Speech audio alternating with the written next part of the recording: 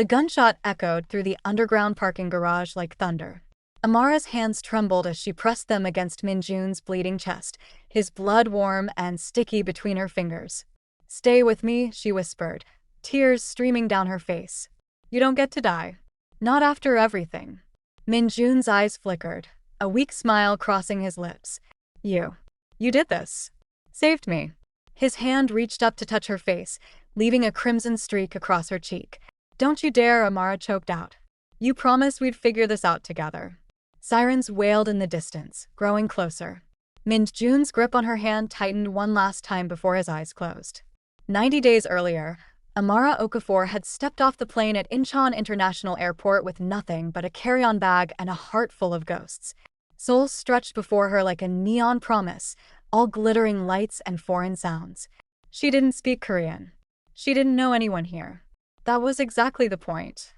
The taxi ride to the government building gave her time to review the file one more time. Kong Min-jun, 32 years old. Leader of the Biko Syndicate. Suspected involvement in 43 deaths, though nothing had ever stuck. The man in the photograph looked like he could have been a CEO or a model with his sharp jawline and expensive suit. Only his eyes gave him away, cold, calculating, empty. Amara knew those eyes. She'd grown up staring into similar ones every morning across the breakfast table. Director Choi met her in a sterile conference room that smelled of furniture polish and desperation. He was a compact man with wire-rimmed glasses and the kind of smile that never reached his eyes. "Dr. Okafor, thank you for coming on such short notice." "You're paying me $500,000 and clearing my student loans," Amara replied, setting her bag down. "I'd have come from Mars." Choi's smile widened a fraction. "Direct. I appreciate that. Let me be equally direct. Kong Min-jun is a monster. He's destroyed families, corrupted businesses, and turned parts of Seoul into war zones. We have a chance to put him away forever, but we need a psychological evaluation that proves he's beyond rehabilitation. You want me to rubber stamp his life sentence? I want you to tell the truth. Which we both know is that men like him don't change." Choi slid a contract across the table. 90 days. Weekly sessions. Document everything. At the end, you submit your findings. Simple. Nothing about this was simple, but Amara had stopped believing in simple when she was 19 years old, standing in a courtroom, testifying against her own father. She picked up the pen. "When do I start?" "Tomorrow. 9 a.m. Maximum security wing." "Oh, and Dr. Okafor?" Choi's voice stopped her at the door. "Don't let him get in your head. That's how he operates. That's how he wins." Amara allowed herself a small, bitter smile. "Director Choi, I was raised by a cult leader who convinced 200 people to abandon their families and worship him as a living god.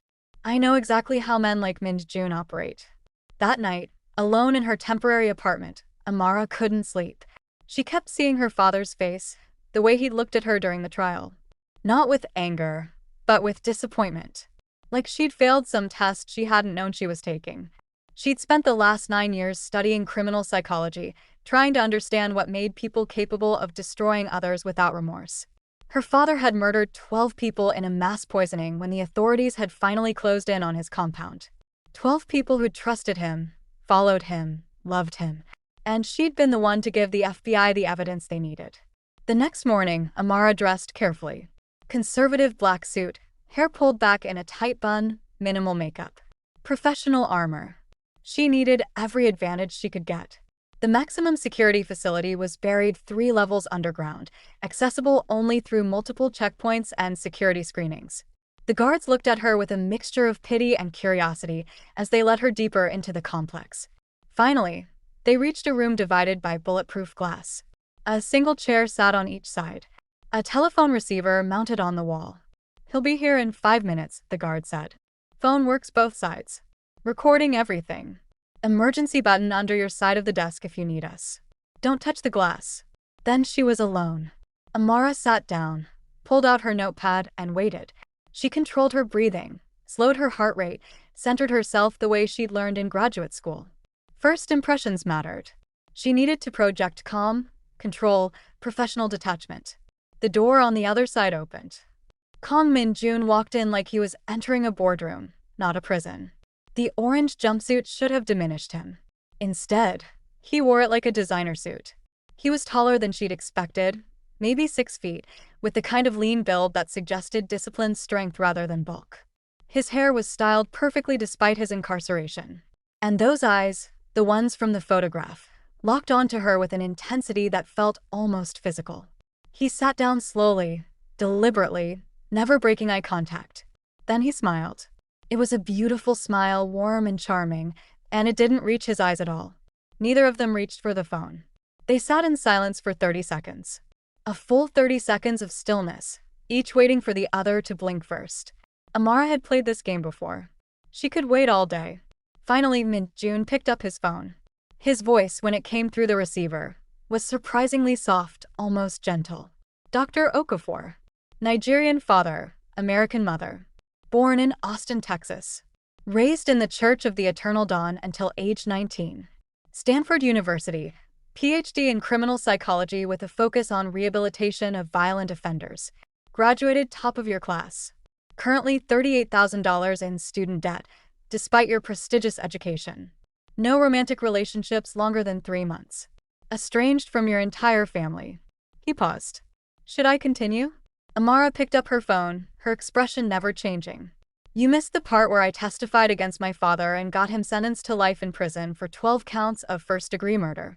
I spent my formative years studying a malignant narcissist up close. I don't scare easily, Mr. Kong. Something flickered in his eyes. Surprise? Interest? It was gone before she could identify it. Who said anything about scaring you? Min-jun leaned forward slightly. I'm simply establishing that I've done my homework. You're here to evaluate me, but make no mistake, Dr. Okafor, I'm going to be studying you right back. 90 days is a long time. Let's see who understands who better by the end. This isn't a competition. Everything's a competition. You just don't realize you're playing yet. He tilted his head, studying her like she was a puzzle he was determined to solve. Tell me something. Why did you really come to Seoul? $500,000 is good money, but a woman with your credentials could make that anywhere. Why fly halfway around the world to sit in a room with a monster? Amara wrote something in her notepad, letting him wait. When she looked up, her voice was clinical, detached. Because monsters are all I know how to talk to. Shall we begin? Tell me about your childhood. Min-jun laughed, a genuine sound that transformed his face for a moment. Straight to the trauma. No foreplay at all. I like you already, Dr. Okafor. I'm not here for you to like me. No, you're here to prove I'm irredeemable so the Korean government can bury me in a hole forever. At least be honest about what this is. His smile faded. But I'll play along. My childhood. My mother left when I was 7. Walked out one morning and never came back. My father blamed me. Said I was too difficult, too strange. That's why she couldn't stay. He used his fists to drive the point home until I was big enough to hit back. Then he drank himself to death when I was 15. Next question. He delivered the information like a weather report, emotionless and detached. Textbook compartmentalization. Amara had seen it 1,000 times. How did that make you feel? Really, Dr. Okafor? How did it make me feel? We're going with the cliches? Min-jun's voice dripped with mockery. It made me feel sad. It made me feel angry. It made me feel like the world was a place where the strong devoured the weak, and I was tired of being weak. Is that what you wanted to hear? I want to hear the truth. The truth. Min-jun set down his phone for a moment, running his hand through his hair. When he picked it back up, his voice had changed, gone quieter. The truth is I was relieved when she left. My mother was weak. She cried all the time, let my father walk all over her. I loved her, but I didn't respect her. When she left, part of me thought good riddance. What kind of child thinks that about their mother? There it was. The first crack in the armor. Amara kept her voice neutral. A child who was taught that vulnerability equals weakness. A child who had to survive. Min-jun's eyes snapped to hers, sharp and assessing. Don't do that. Don't try to absolve me. I'm not looking for redemption, Dr. Okafor. Then what are you looking for? The question hung in the air between them. Min-jun stared at her for a long moment, and for the first time, she saw something genuine in his expression. Confusion, maybe. Or curiosity. I don't know, he finally said. Maybe that's what these 90 days will tell us. The sessions fell into a rhythm over the next 3 weeks. Every other day, Amara would descend into the underground facility, and she and Min-jun would sit across from each other, separated by bulletproof glass, connected by a phone line and something neither of them wanted to name. He was brilliant. That was the problem.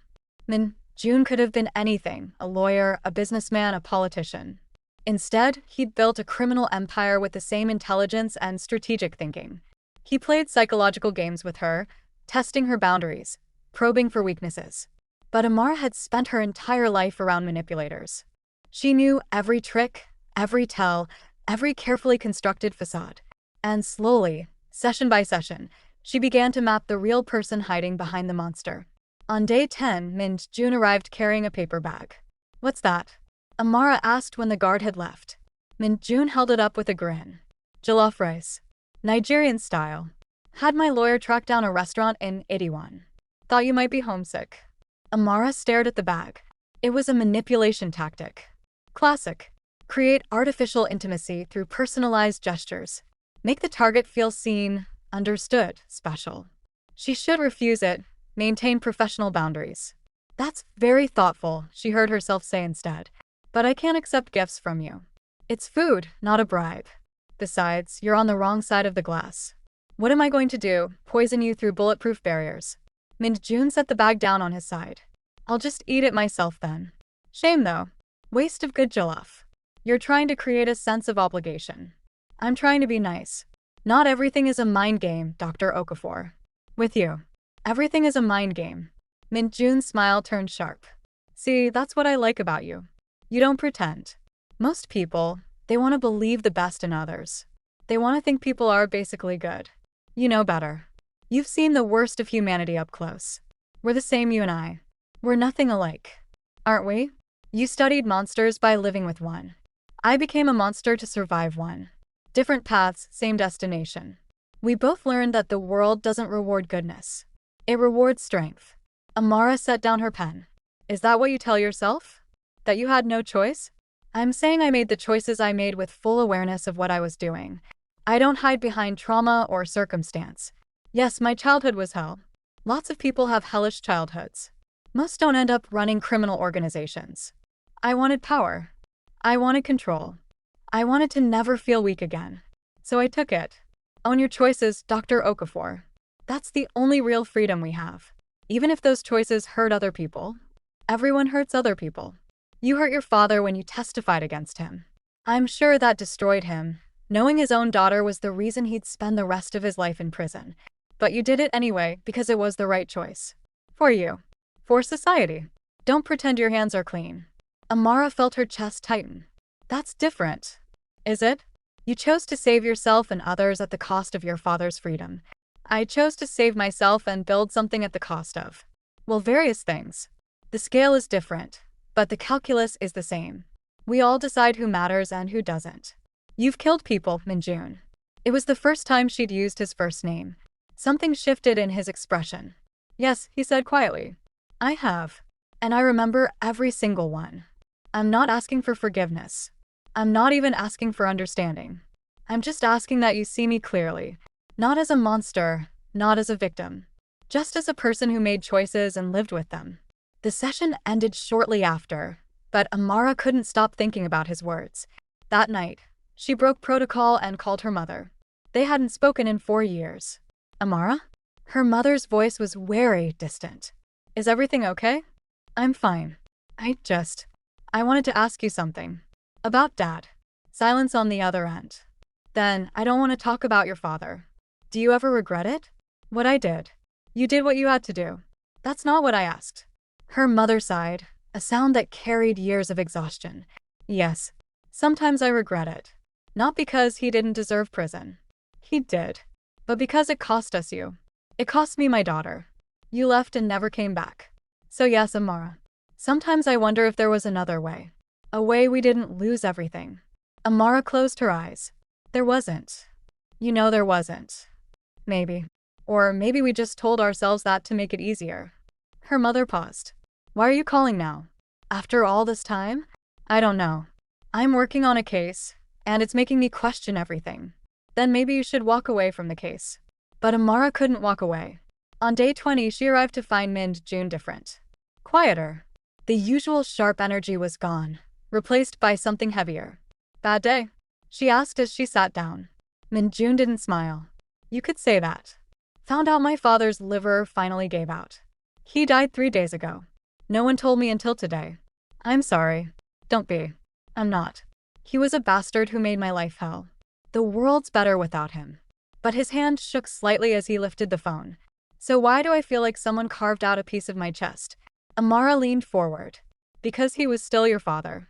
Because despite everything, some part of you hoped that maybe one day he'd be different. Be better. And now that possibility is gone forever. Min-jun's jaw clenched. Stop trying to therapize me. That's literally my job. Your job is to prove I'm a monster. My job is to understand you. There's a difference. Is there?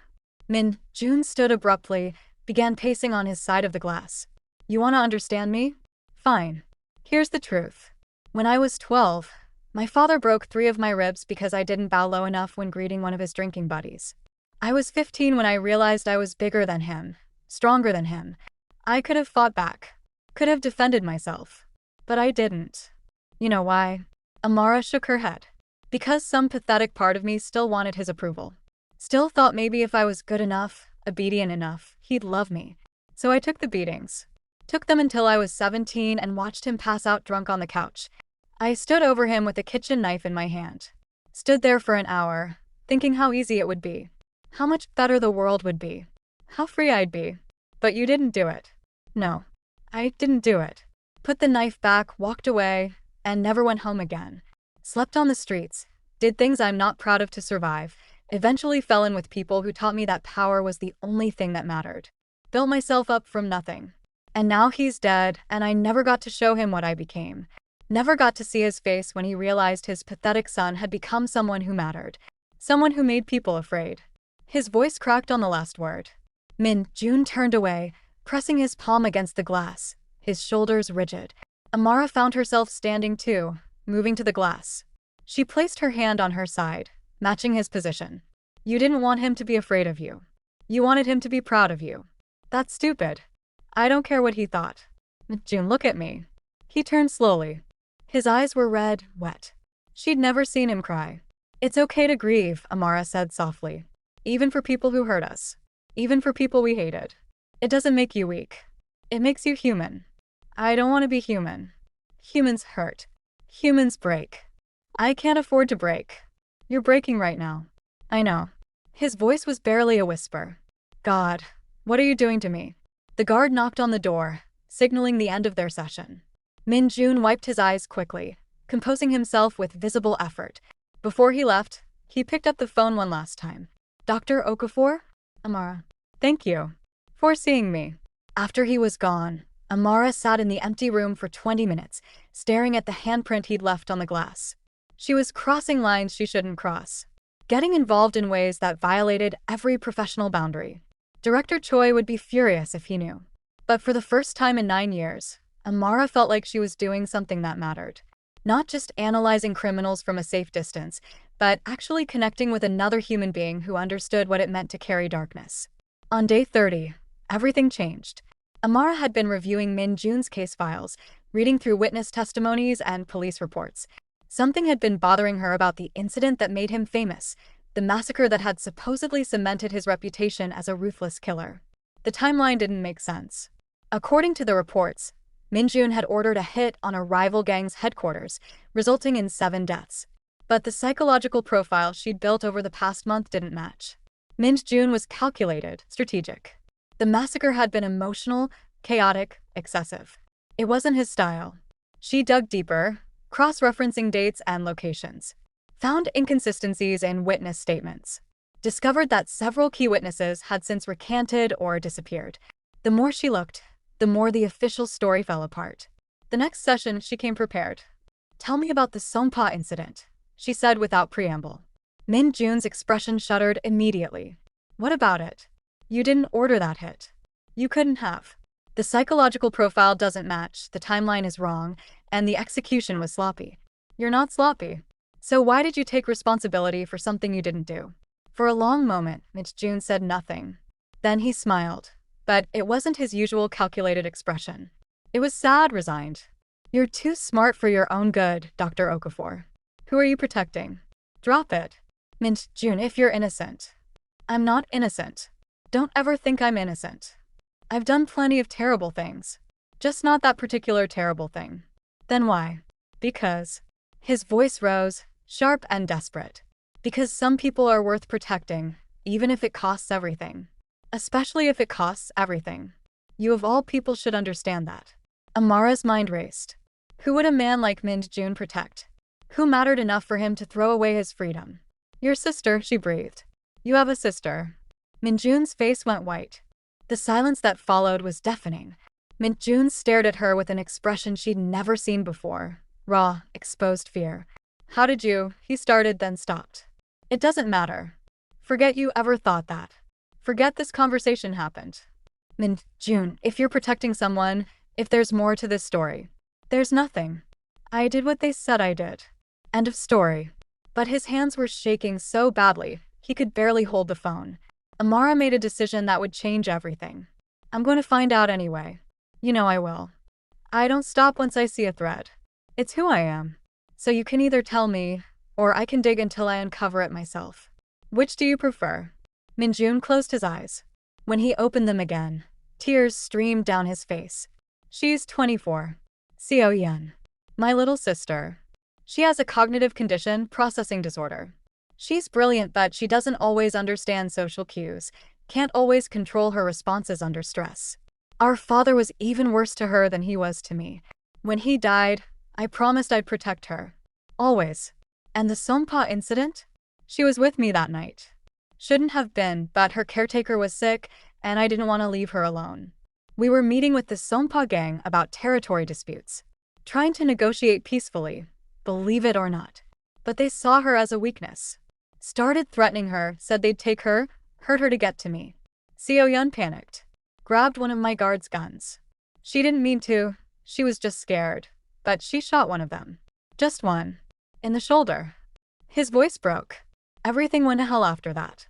My people defended us, and when the smoke cleared, 7 of them were dead. The police were coming. I knew they'd investigate, find Seo-yeon, and even if it was self-defense, even if she was mentally ill, they'd use her to destroy me. Or worse, they'd lock her up somewhere, some institution where she'd be alone and scared and I couldn't protect her. So you took full responsibility. I confessed to ordering the hit. Made it look premeditated. My lawyers built a case for me that was intentionally weak. I pled guilty, made sure Seo-yeon's name never came up in any report, used my connections to erase her from that night completely. And here I am. Amara felt tears on her own cheeks. Where is she now? Hidden. Safe. I have people taking care of her. She doesn't even know I'm in prison. My second-in-command tells her I'm traveling for work. She paints. Beautiful paintings of beaches and forests and places she's never been but dreams about. She's the only good thing I've ever created in this world. Min-jun. Don't pity me. Don't make me into some tragic hero. I've still done terrible things. I've hurt people, destroyed lives. The only difference is that this particular crime wasn't mine. But I deserve to be here for all the others. Amara wiped her eyes. That's not how justice works. Justice? Min-jun laughed bitterly. There's no such thing as justice. There's just power and the lack of it. I had power, and I used it to protect the one person who mattered. If I had to do it again, I'd make the same choice every time. The session ended shortly after, but Amara's mind wouldn't stop racing. She spent the next week digging through records, using her government clearance to access files she probably shouldn't have. She found Seo-yeon. Found the hidden care facility, the payments from an offshore account, the elaborate system Min-jun had built to keep his sister safe and hidden. She also found something else. Evidence that Director Choi had known about Seo-yeon all along.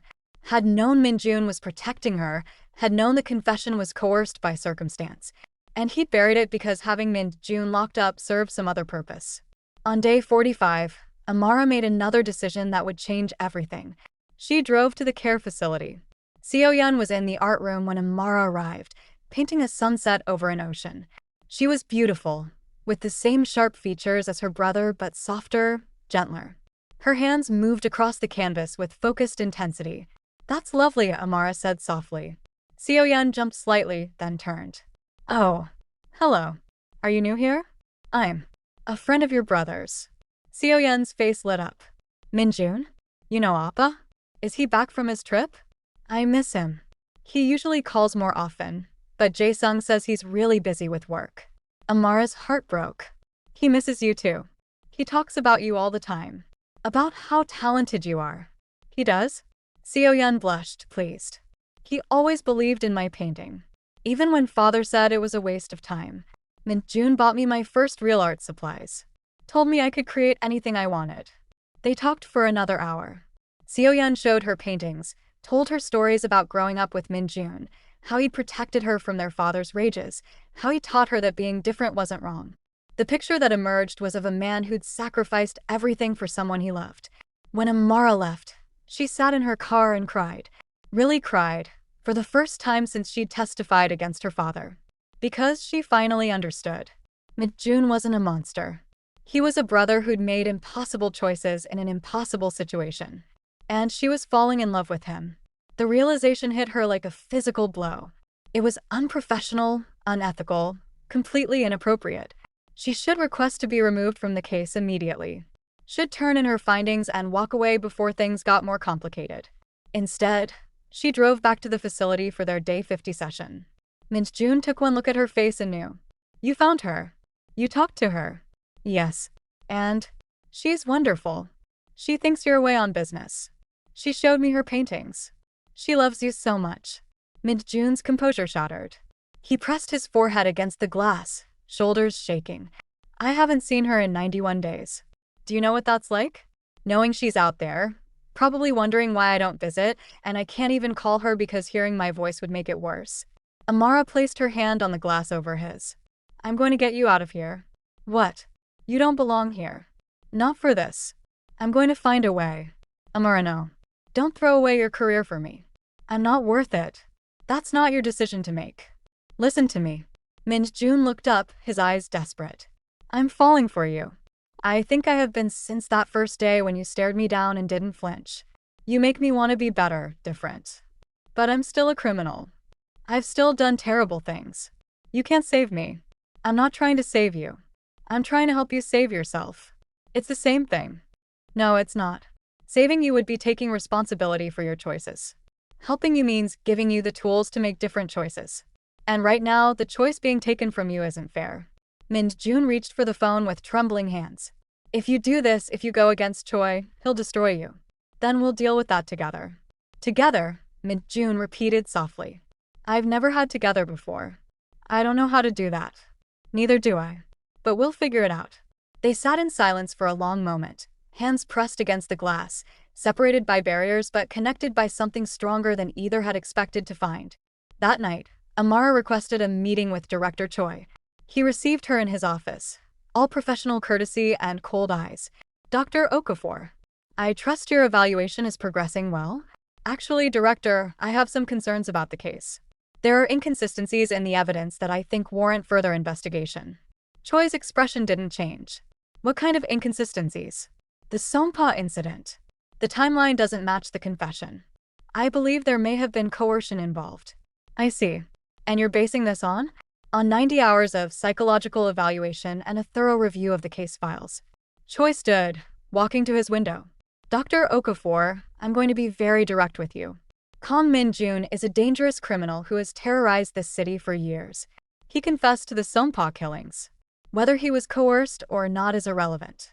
He's guilty of countless other crimes. But not this one. Does it matter? He's where he belongs. It matters because it's my job to tell the truth. Choi turned, and for the first time his mask slipped. His smile was gone, replaced by something cold and calculating. Your job, Dr. Okafor, is to give me the evaluation I paid for. An evaluation that confirms Kang Min-jun is a psychopath beyond rehabilitation, who should never see the light of day again. I can't do that. You will. Or I'll ensure that not only does your career end, but you'll face charges for ethics violations. After all, you've been getting rather emotionally involved with your subject, haven't you? I have recordings of your sessions. The way you look at him. The way you touch the glass when he does. Very unprofessional. Amara's blood ran cold. You've been watching us. Of course I've been watching. You think I'd leave something this important to chance? Choi moved closer, his voice dropping.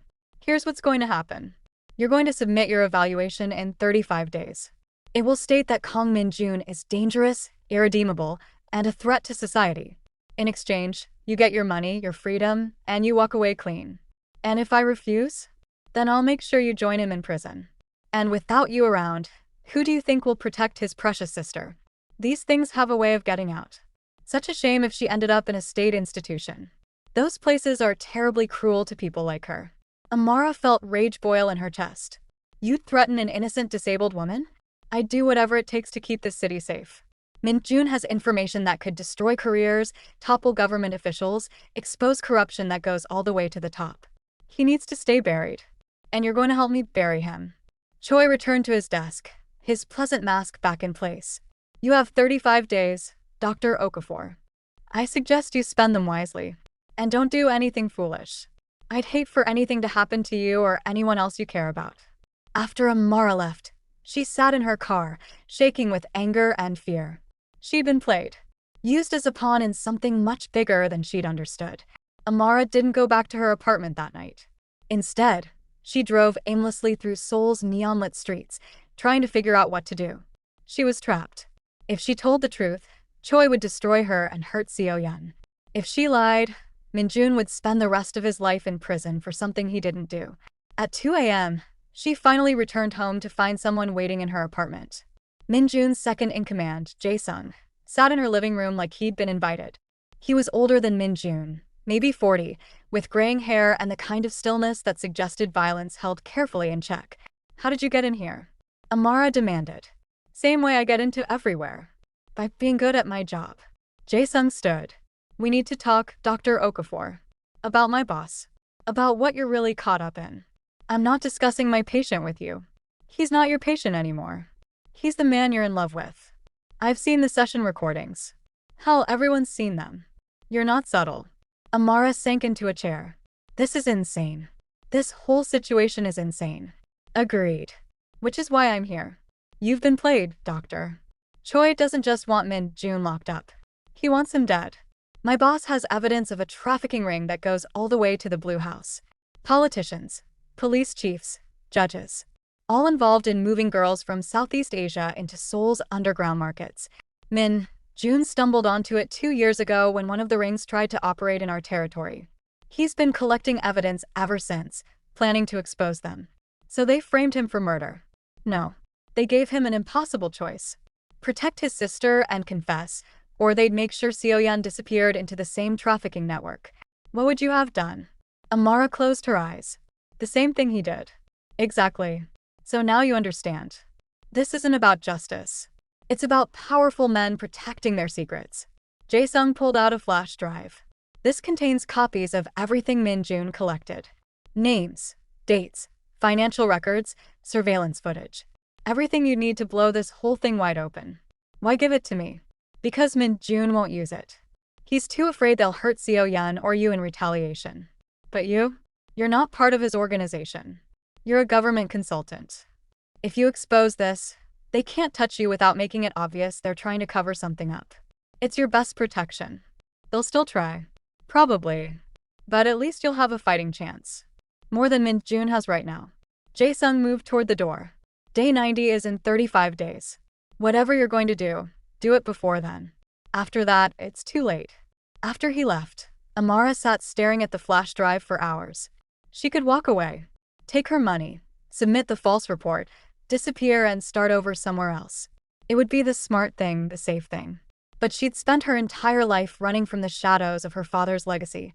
Maybe it was time to stop running and start fighting. The next morning, she called Min-jun's sister. Seo-yeon, I need to tell you something about your brother.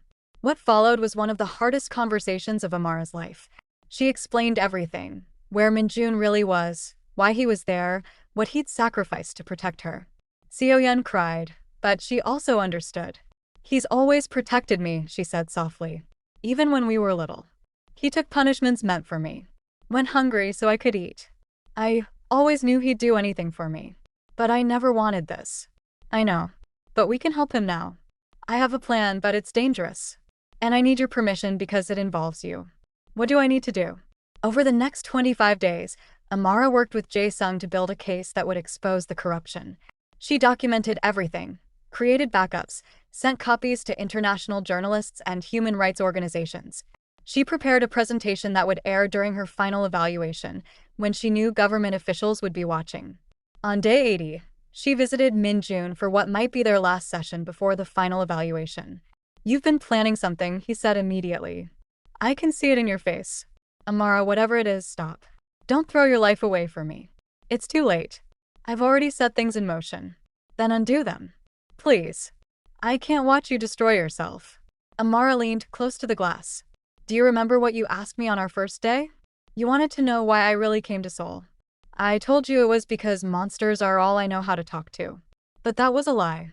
The truth is, I came here because I was tired of running. Tired of letting fear control my choices. Tired of being defined by what my father did. Amara, you made me brave again. You made me remember that some things are worth fighting for, even when the cost is high. So no, I'm not going to undo anything. I'm going to finish what we started. Together." Min-jun's hand pressed against the glass. "If this goes wrong, then we go down fighting. But at least we'll go down as ourselves, not as the people they tried to force us to be. I love you. I don't know when it happened, but I do. I love you more than I've ever loved anything except Seo-yeon. I love you too. Which is why I'm doing this." On day 90, Amara walked into the evaluation room. Director Choi was there, along with a dozen other government officials. Cameras were set up to record her findings.